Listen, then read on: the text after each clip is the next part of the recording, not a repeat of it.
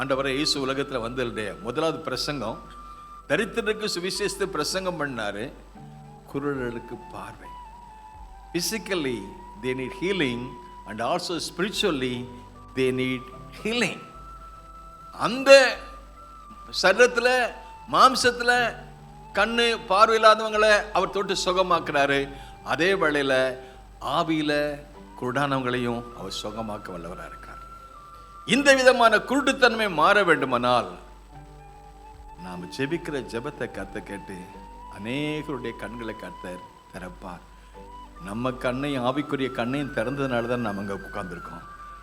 ஆமென். ஒரு நாள் நம்மையும் அந்த பிசாசவன் நம்ம கண்ணை கூட்டாக்கி வச்சிருந்தான். கர்த்தர் he has opened our eyes to see God.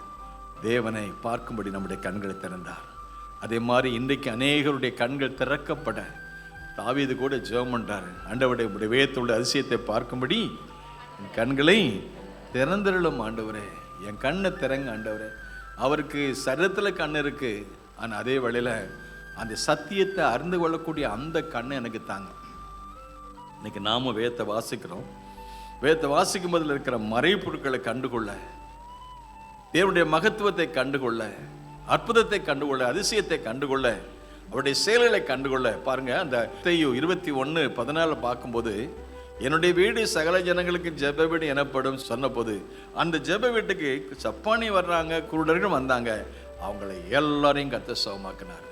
இந்த வீட்டிலையும் நடப்பதற்கு நாம் ஜெபிக்கும் போது நிச்சயமாக இந்த ஜெப வீட்டிலையும் எவ்வளோ மகிழ பண்ணுவார். ஆமென். ஹல்லேலூயா, ஹல்லேலூயா.